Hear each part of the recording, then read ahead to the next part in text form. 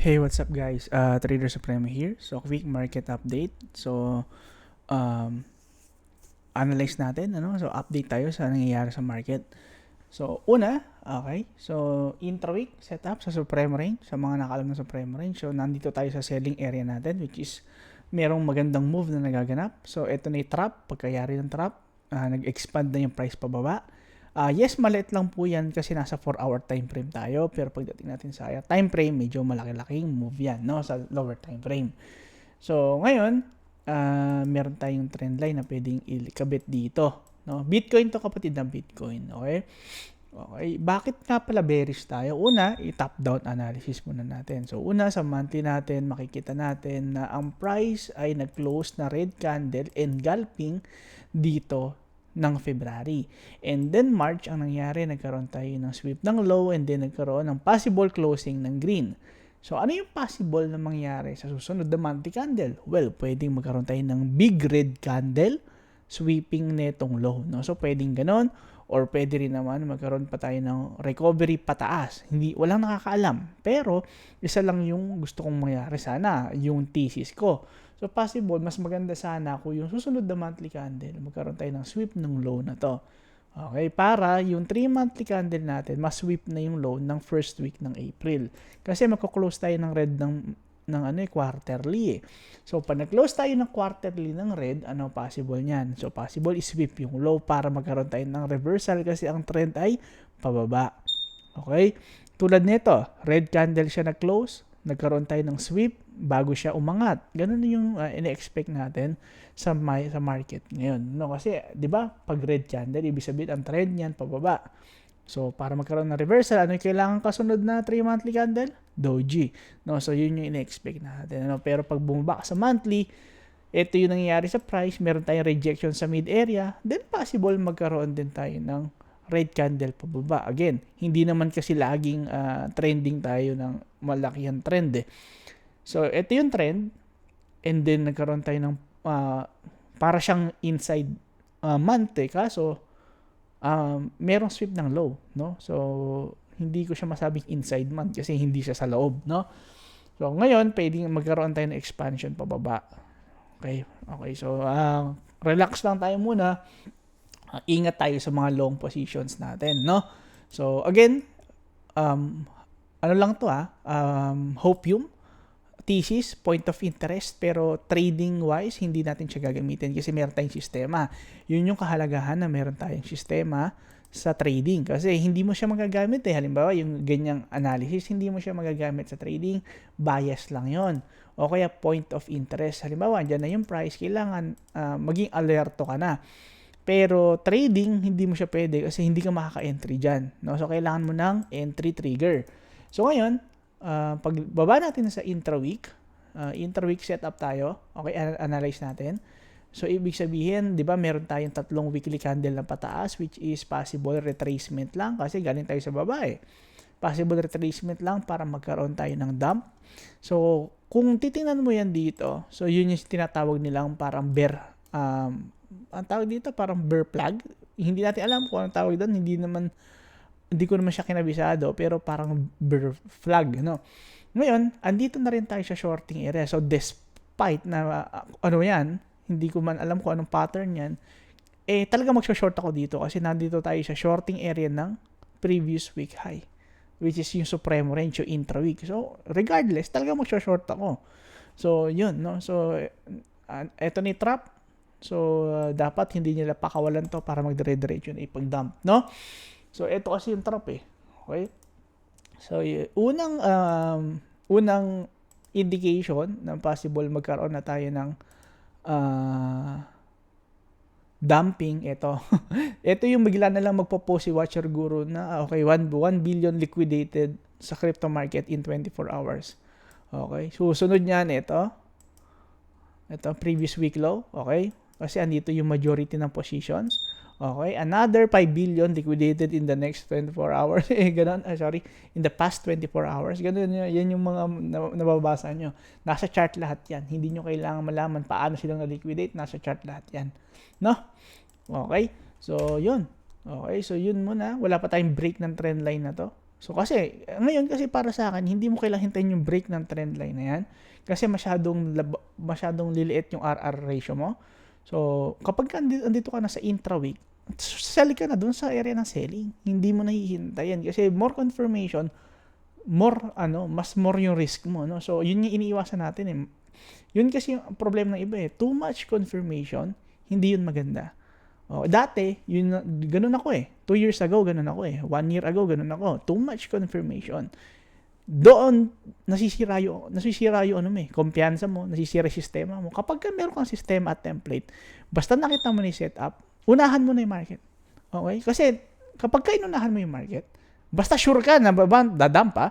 Halimbawa dito, nakita mo nagpapump. Okay? Unahan mo na. Kasi, maliit yung risk mo eh. Kasi halimbawa, dito commentary, pag-reclaim ng previous week high. Naglagay ako ng stop loss dyan. Ganon din eh. Hindi mo rin naman alam kung aangat pa ulit eh. So, umentry ka, ora mismo, lagay ka ng stop loss dyan, lagay ka ng target. Mas maganda. Maniwala ka sa akin, mas maganda based on experience. The more mahanap ka ng confirmation, the more na masisira yung account mo. Kasi kahit na sabihin mo na may confirmation yan, hindi mo pa rin alam kung talagang babagsak yan. Hindi. Unahan mo yung market basta supremo range. Ayoko wag mo sasabihin sa akin, iba yung strategy mo. Tapos sinabi ko, uunahan ko yung market. Hindi ko alam si strategy nyo. Kasi strategy ko, basta nandun tayo sa selling area, sell ako, hindi ko na hinihintay reclaim. Dati kasi hinihit na yung reclaim. Anong nangyayari? Hindi ko nakukuha yung mga gains na malaki eh. Ang tagal ko hinintay, tapos 2:1, 3:1, sabi ko, okay, hindi maganda. So, ang gawin ko, tapos ang laki ng risk ko. Tapos merong time, pagka-reclaim, sobrang laki na agad ng dump. Wala na, naiwan na ako. So, yun yung mga mali ko noon na inayos ko. So, ano yung naging mga experience ko? Ganon. So, una, kapag hinintay mo yung reclaim, usually malaki yung move para reclaim. Pagka ganon nangyari, iwan ka. Kapag ka naman naglagay ka naman trigger order, pwede namang bigla na lang mag-bounce yan habang nandun sa may previous week high. So, anong ginagawa ko? Magsiset ako ng entry habang nandun ako sa taas. Kasi, mas malayo yung mailalagay kong risk. Okay, tapos yung target ko, lumalayo. Gumaganda RR ko. Yun naman yung mahalaga eh. Hindi mahalaga bro, yung marami kang talo. Kahit marami yan talo, basta nanalo ko ng isang trade at tama yung computation mo, babawiin niya yan. Kasi wala nang makakaalam.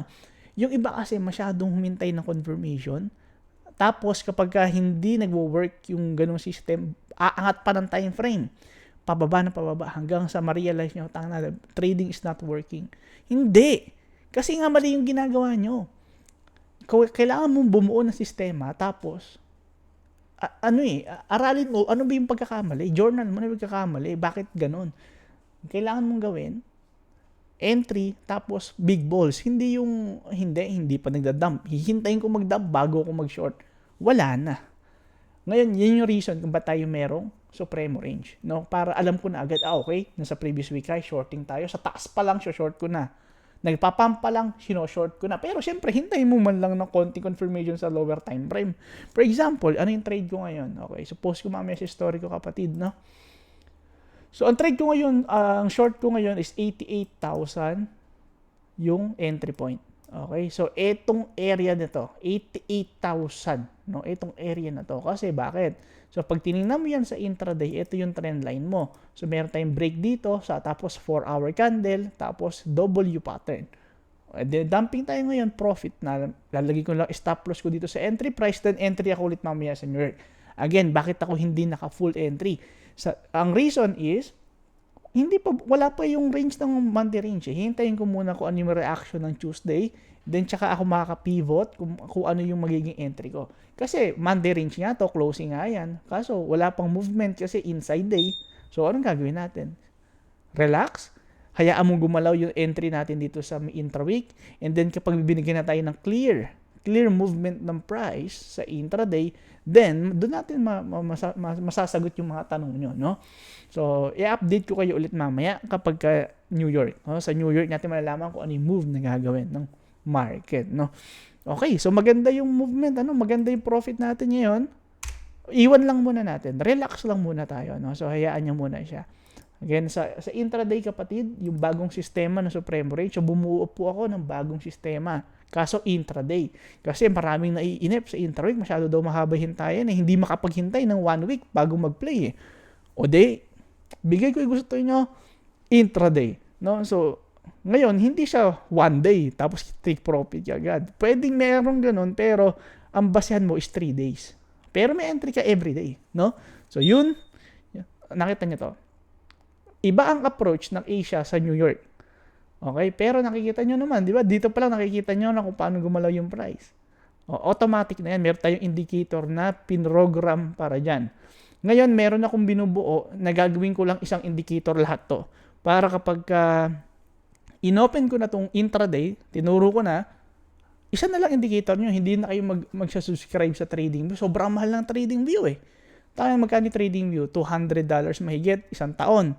Tapos, meron bang tulong? Wala. Kasi, marirealize mo, hindi pala ako magaling mag-trade. Tapos, mali-mali pala ginagawa ko. No? Ang dami kong moving average, ang dami kong MACD, hindi man pala nagana. Tapos, gumana man minsan, marirealize mo, tangina na mali, bakit hindi ako kumikita? Ba't di nag-grow yung account ko? Kasi, hindi rin talaga ganon. Eventually, marirealize nyo yan. Marirealize nyo lahat yan. Then, malalaman nyo na pinakamahalaga dyan, meron kang sistema, alam mo yung approach sa session kapag intraday, and then meron ka lang binabantayan at least 5 coins. Tanggalin mo na iba. Ngayon, kung bakit marami kong coins na ganito, kasi may mga hold ako niyan. So, kailangan ko siyempre aralin kung kailan ako mag-a-add. Di ba?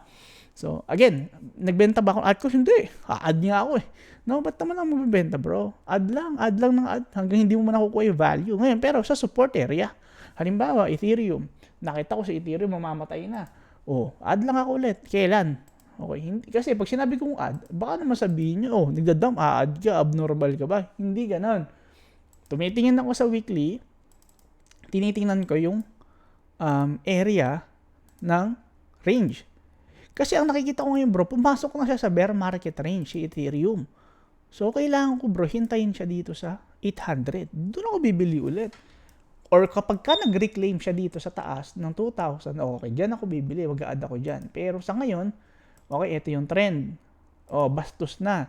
Ngayon, andito ko pa sa loob ng bear market range. So, isa lang yung nakikita kong pupuntahan yan, 800 or below. Baka nga pumunta ng 500 eh. At least, makakabili tayo ng medyo malaki-laking Ethereum. No? Sa tingin ko, bro, si Ethereum talagang nawala na ng gana ngayong cycle. No? Ay, wala namang makakalam kung ano mangyayari next. Ang mahalaga, kaya mo i-trade every week para meron kang pera, para makapag-add ka. No? So, tigilan na natin yung high time frame kasi walang kwenta yun, hindi kayo pepera doon. Kaya nga sumusuko na kayo kung karamihan sa crypto eh. Kasi masyado kayo naka-high time frame, hindi kayo kikita doon. Walang kita doon, maniwala kayo sa akin. Intra-week or intraday lang ang sagot sa problema nyo. Pag natutunan nyo yun, meron na kayong pambili ng spot. Halimbawa, ang target natin 2028, 2029 next cycle kasi hindi mo nakuha yung value na gusto mo ngayon eh. May 5 taon ka para mag-trade.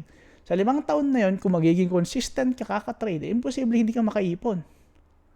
No? Kasi hindi ka naman maglalagay ng pera from outside crypto papunta sa crypto eh. Lahat lang nakita mo sa crypto, sa futures, yun lang ilalagay mo sa spot. Di sana kapag ka nagda-dump yung market, hindi ka malungkot.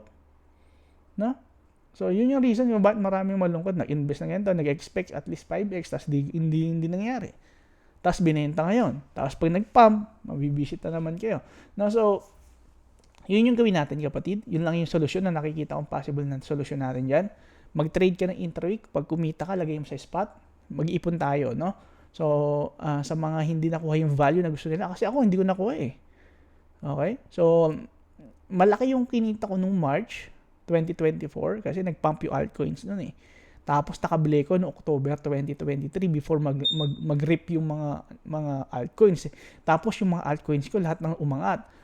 Inge, Suwi, ano pa binili ko? Yung Suwi nag 9x eh. FET nag 8x. AR nag 9x. Sobrang laki ng ang problema. Tumapyas lang ako doon kasi kailangan magbayad ng pambili ng apartment eh. After nun, bro, hinold ko na. Buti nga nakabili ko na partner before mag-drop, di ba? So, yun na lang yung naging ano ko, okay? Wala nang mangyari. Kesa ma-stress ako. Kung binenta ko yun, nakabili sana ako ng Porsche ngayon. Kahit naman kaya kong bumili, then, wala rin eh. Hindi ko rin naman bibili at hindi ko naman kaya i-maintain yun. So, ayun. Ganun talaga. Meron ba nakakalam na bigla na lang gaganituhin yung market, di ba? Kasi, 3 cycle straight, may altcoin season eh. Tapos bigla na lang wala ngayon. Hindi natin masasabi kasi bro. Hanggat hindi nangyayari, hindi natin masasabi. Nung kayang-kayangan mo, aralin yung sistema mo para meron kang pang trade. Para may pang add ka, no? Okay, so Ethereum, mag-add ako dito. Pero intra-week, okay, intra-week update kasi ito naman yung i-update ko naman talaga. So, okay, sa mga Supreme Range, paldo na kayo ngayon kung na-entryhan nyo to. Okay, so meron tayong movement, pero hindi pa ganun ka significant yung movement niya, pero bumagsak na siya dito sa dito sa may selling point natin. Ngayon, hindi pa yan 100% bottom hanggat hindi nagpiprint yung Tuesday, Wednesday. Kasi yun yung magsasabi kung ito na yung bottom, no? Yung 3 days na yun. Kasi meron ako panibagong sistema ng intraday, 3-day cycle yun, no? So, hindi siya uubra na daily mo siya titingnan, 3-day cycle siya. So, ngayon, hanggat wala pang nangyayari ng Tuesday, hindi natin malalaman kung ito yung top, no? Sorry, hindi pala bottom, top pala, no? Pero meron akong entry sa short ko kay Bitcoin, no? So, ADA mukhang may possible sweep pa ng previous week high, no? Sakto yan, Monday high, okay? So, air careful muna sa short dito. So, malaki yung chance na magkaroon tayo ng pampa. Then, ganito, no? Pwede, no? So, hintayin muna natin, no? Again, kapag ka nag-close siya above ng previous week high, well, wala tayong magagawa, kundi maging bullish ulit. No, ganito. Pag si Bitcoin kasi yung susundan yan eh. Si Bitcoin, ang resistance natin ay 90,000, which is month mid. Kapag ka ang weekly candle natin ngayong week ay nag-close ng green, magiging bullish tayo kasi reclaim yan ng range. But what do you mean reclaim ng range? Kasi ito yung range eh. Ito yung range, di ba? So, magkakaroon tayo ngayon ng reclaim. So, kapag ka nagkaroon ng reclaim, ibig sabihin yan, yung range ng price, babalik siya sa 90. So, kapag ka nag-close ng green dito, okay, we have to re-evaluate yung thesis natin from bearish to bullish na. Kasi nga, nagkaroon tayo ng reclaim, no? Yan, so nag-close siya ng green dito. Pero kapag ka ito, nagkaroon tayo ng breakdown dito sa may trend line nito, confirm na babagsak tayo, 72,000, no? Which is yung dating resistance ngayon, possible mag-act as support, no? 72,000, no? So, yun lang muna. Wala muna sa intra-week, okay, sa lower time frame, goods na yung sell natin dito. Pero malaman natin kung magtutuloy-tuloy nga ba. Kung hindi magtuloy-tuloy, pivot tayo mamaya, no? Kasi wala pa yung movement ng Monday range, kasi yun yung mahalaga, no? So, tinuro ko na rin yan sa inyo. Okay? So, etong si ADA, medyo pangit yung movement niya. So, possible magkaroon lang tayo dito na previous week high and then dump. No, again, kapag ka nag-pump si Bitcoin at nag-close above 90,000, wala tayong magagawa kundi to pivot from shorting to long positions, no? So, yan. SUI, meron na tayong rejection na nakikita sa previous month low, pero posible magkaroon din tayo ng previous week high sweep and then magkaroon tayo ng drop. Okay, so mas malinaw kung magkakaroon tayo dito ng coiling down dito sa below ng trend line na to, or else possible magkaroon tayo ng pump gaya nga nasabi ko, si Bitcoin yung magde-decide, no? Ngayon eto si XRP nagko-coil down na, no? So possible sila yung mga maunang mag-dump, no? So Solana possible Monday high sweep, no? Taas pababa. Litecoin, ito may rejection na tayo sa previous week high. So, posible downhill from here tayo, no? Inch, same with inch. Pero pwede rin naman siya umangat hanggang previous month low. Pero tingnan natin kung anong mangyari. Depende kung paanong move ni Bitcoin sa Monday range. Again, sabi ko nga sa inyo, hindi ko mako-confirm hanggat wala pang movement sa Monday range. Pag sinabi natin Monday range, Monday to Wednesday yon. No? So, one day to Wednesday, yun yung magde-decide kung magkakaroon tayo ng dump or hindi. No? So, bantayan natin yon, i-update ko kayo. Okay, Ondo, possible magkaroon tayo ng rejection dito sa key levels na to. At near, magkaroon tayo ng breakdown dito sa ano. Okay?